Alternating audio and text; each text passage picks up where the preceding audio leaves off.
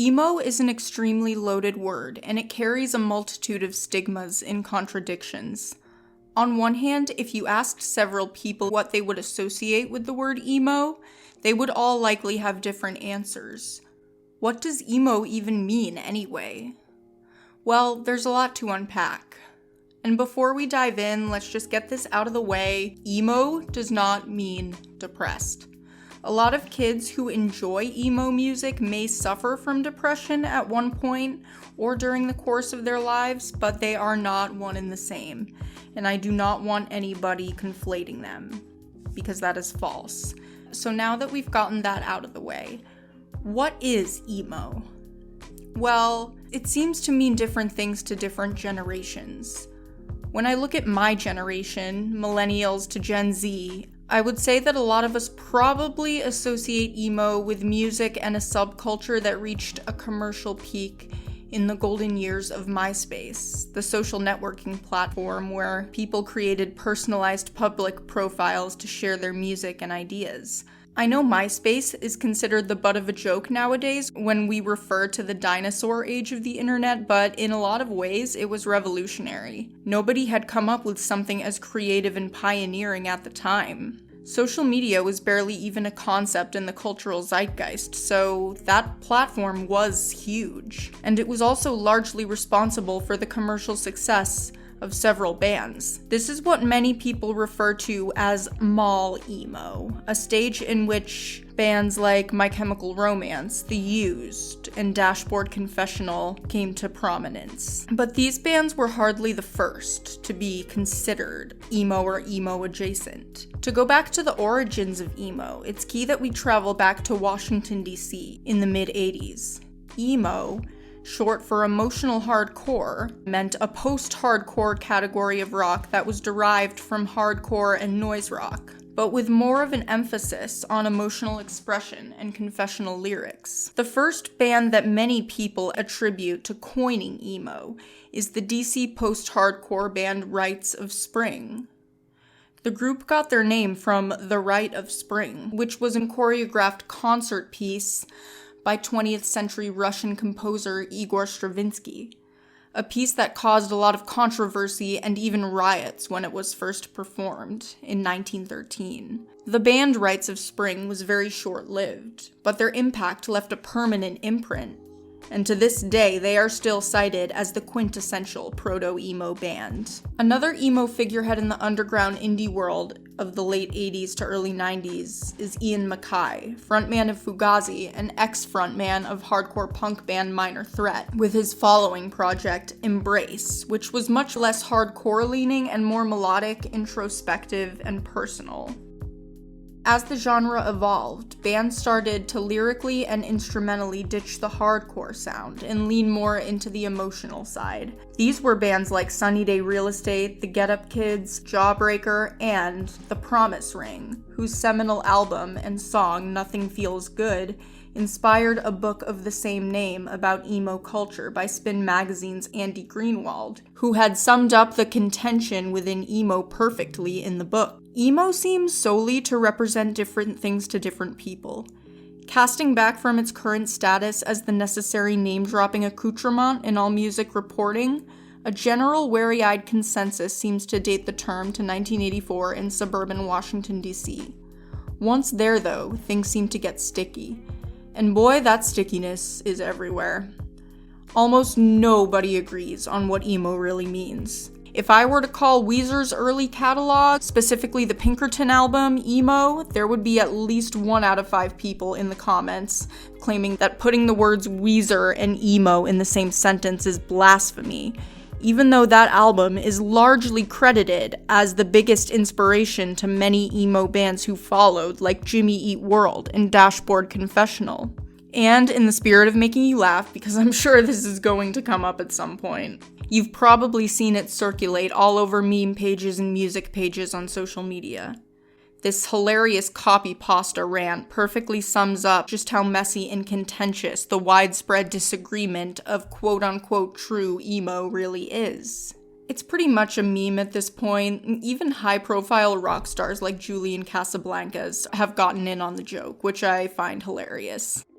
Get off Reddit, Jules. I hope this illustrates how easy it is to laugh at these statements, though, and not take them too seriously. Part of the problem with labeling and categorizing music is that at a certain point, that categorization leads to gatekeeping. For people who started out as hardcore fans of any musical niche before more people knew about it, it's easy to feel betrayed and call your favorite bands sellouts once they go mainstream and are no longer underground. And for some reason, this seems to mostly plague a lot of bands that draw from rock and post-hardcore. But any subgenre under the rock umbrella, yes, emo included, has evolved and changed.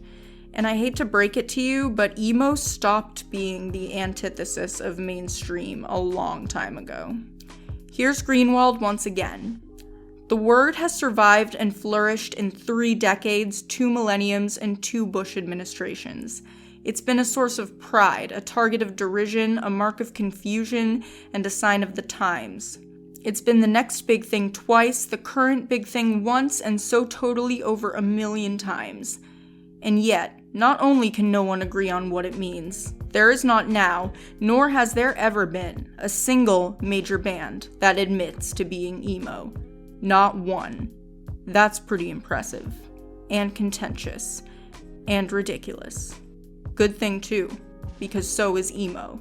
And we can hardly talk about emo without acknowledging the stigma associated with the word. I understand why a lot of these bands were so eager to distance themselves from the label. People don't like being categorized or put in a box.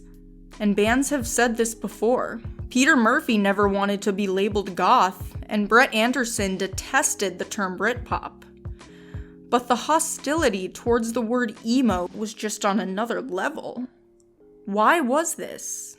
Well, my personal theory is that these bands probably, at least subconsciously, didn't want to associate with the stigma. We can't avoid the fact that a strong connotation tied to the word emo is sadness. And appearing to be depressed or emotional in public makes you a perfect target for societal contempt, especially if you're a man. And a great deal of the most high-profile bands in this category were fronted by men. And they knew what would happen once the emo label caught on, because once they were put in the sad boy box, people would dismiss them at the drop of a hat. They would get eaten alive. And the sad boy aesthetic has its pitfalls too. It was often an easy loophole for thinly veiled misogyny in lyrics, especially with bands like Brand New and Dashboard Confessional. As music journalist Jessica Hopper wrote in the now widely circulated article Emo, Where the Girls Aren't, it's no wonder why my girlfriends and I have grown so increasingly alienated and distanced from the scene. Because as it stands in 2003, I simply cannot substantiate the effort it takes to give a flying fuck about the genre plague that we know as emo songs that don't consider the world beyond boy bodies, their broken hearts, or their vans. Meanwhile, we're left wondering, how did we get here? Records by a legion of romantically wronged boys suddenly line the record store shelves. Every record was seemingly a concept album about a breakup, damning the girl on the other side. Emo's contentious monologues, these bald-fist Peter Pan mash notes dilemmas, have now gone from being descriptive to being prescriptive.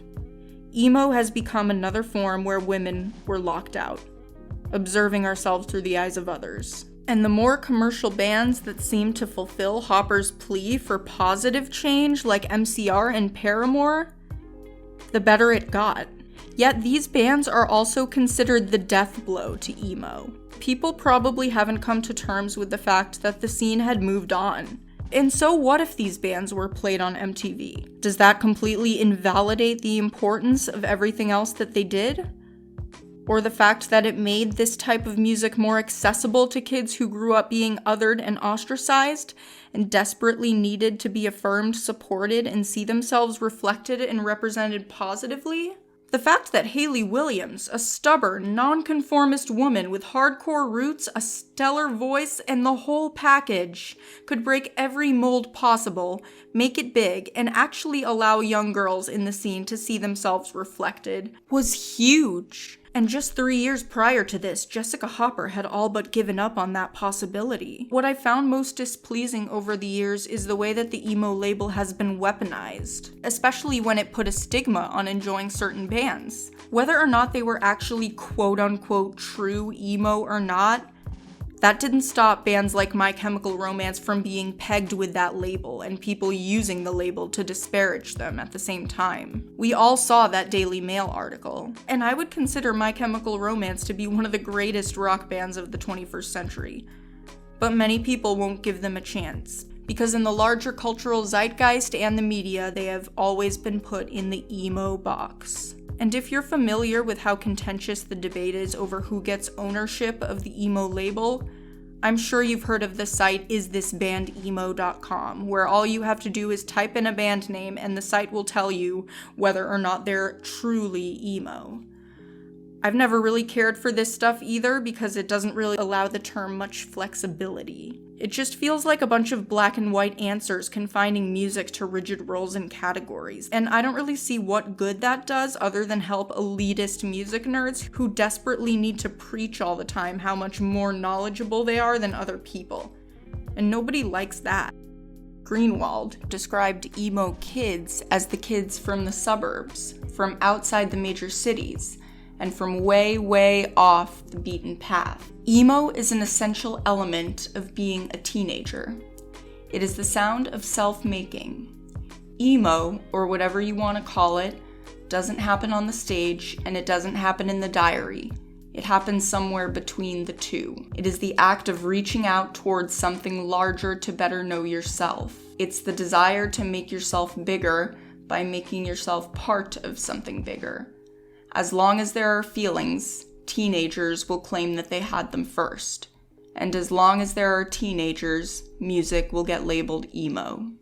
So if kids forming a subculture where they actually feel accepted and affirmed call themselves emo, but don't necessarily know everything about music history or the origins and etymology of the word or the music genre, who cares? It's just a word. If art kids who gravitated towards bands like My Chemical Romance claim the emo label for themselves, I'm not losing sleep over it. If nobody agrees on what the word means anyway, then I don't see the problem with people having their own interpretation of it.